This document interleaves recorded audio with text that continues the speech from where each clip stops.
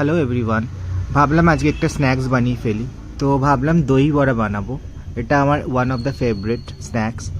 তো তার জন্য আমি এখানে উড়দ ডাল আর মুগ ডালটা ভিজিয়ে রেখেছি। 3-4 ঘন্টাটাকে ভিজিয়ে রাখতে হবে।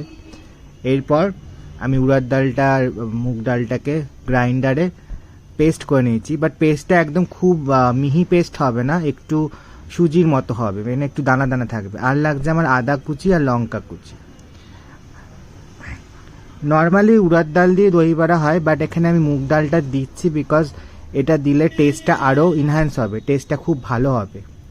তো এখানে আমি দুটো ডালের যে পেস্টটা নিয়ে নিলাম, একটু নুন দিয়ে এটাকে ভালো করে ফ্যাটাতে হবে। যত ভালো ফ্যাটাবেন তত দই বড়াটা সফট হবে আর ফুলবে। তো মিনিট 10 মতো এটাকে ভালো করে ফ্যাটিয়ে নিতে হবে। ফ্যাটানো প্রায় হয়ে গেছে। এবার আমি লঙ্কা কুচি আর আদা কুচিটা দিয়ে দিলাম, দিয়ে এটাকে আবার মিনিট 2 মতো ভালো করে ফ্যাটিয়ে নেব। এটা কিন্তু খুবই টেস্টি হবে, এইটুকু আমি গ্যারান্টি দিয়ে বলতে পারি। দোকানে যে দই বড়া পাওয়া যায় তার থেকে দই বড়াটা অনেক বেশি টেস্টি হবে। ফ্যাটানো হয়ে গেছে কিনা দেখার জন্য আমি একটা বাটিতে অল্প জল নিয়ে নিয়েছি। এবার ওর মধ্যে একটুখানি এই পেস্টটাকে দিলাম। দেখুন এটা জলের ওপর ভাসছে, তার মানে আমার বড়াটা পারফেক্ট হবে আর ফ্যাটানোটা কমপ্লিট। এবার আমি প্যানে তেল গরম করে নিয়েছি। তেলের মধ্যে একে একে আমি বড়া শেপে এই ডাল বাটাটাকে ছেড়ে দেব। আপনারা কিন্তু চাইলে যদি চান যে অয়েল ফ্রি খাবেন, তাহলে কিন্তু ইডলি মেকার যেটা পাওয়া যায় সেই ইডলি মেকারেও কিন্তু দই বড়াটা করে নিতে পারেন স্টিমে। মিডিল ফ্লেমে আপনাকে দই বড়াটাকে ভেজে নিতে হবে, খুব কড়া ফ্রাই করা যাবে না, তাহলে বড়াটা অতটা টেস্ট পাওয়া যাবে না। মিডিয়াম ভাজতে হবে।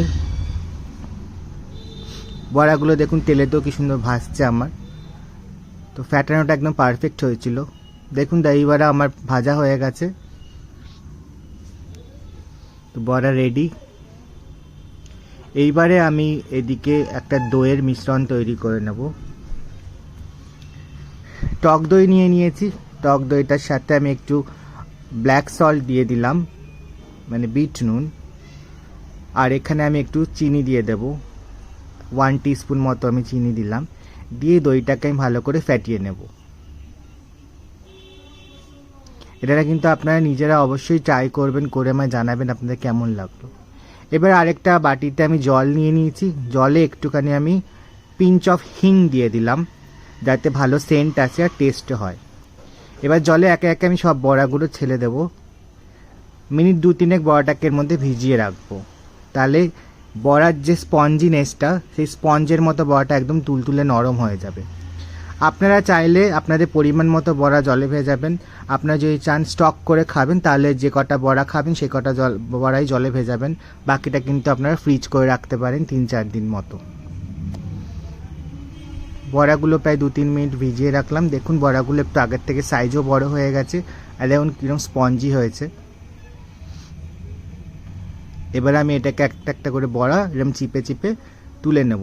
তো জলটাও বেরিয়ে যাবে আর যে এক্সেস তেল ছিল বড়ার মধ্যে সেই তেলটাও এখান থেকে বেরিয়ে যাবে।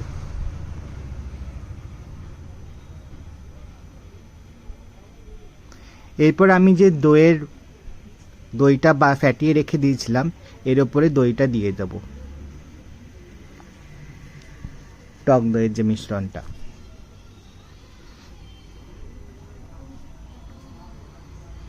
বাড়িতেই করা যায়, খুব কিছু বেশি জিনিসপত্র লাগে না, মোটামুটি বাড়িতেই সব থাকে আর খেতে তো খুবই টেস্টি হয়। এবার আমি এর উপরে একটু ব্ল্যাক সল্ট দিয়ে দিচ্ছি।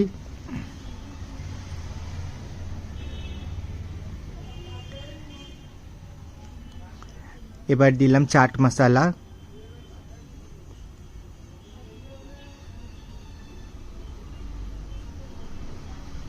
এবার দিচ্ছি একটু রোস্টেড জিরা গুঁড়ো, মানে জিরাটাকে একটু রোস্ট করে নিয়ে গোটা জিরাটাকে ওটাকে পাউডার ফর্ম করে রেখেছিলাম, সেটা দিয়ে দিলাম। এবার দেবো হচ্ছে ধনে পাতা পুদিনার চাটনি। তো আমি বেসিক্যালি ধনে পাতা পুদিনা পাতা একটা কাঁচা লঙ্কা দিয়ে বেটে ওর মধ্যে একটু লেবুর রস আর পরিমাণ মতো নুন আর চিনি দিয়ে চাটনিটা বানিয়ে রেখেছিলাম, সেই চাটনিটা দিয়ে দিলাম। আর দেবো তেঁতুলের চাটনি। তেঁতুলটাও ভালো করে জলের মধ্যে মানে মিশিয়ে নিয়ে বীজগুলোকে বার করে নিয়ে যে একটা কাদ মতো তৈরি হবে, তারপর ওটাকে একটুখানি নুন অল্প একটু লঙ্কার গুঁড়ো দিয়ে আর মিষ্টি দিয়ে জাল দিয়ে একটা চাটনি ফর্ম তৈরি করে নিতে হবে।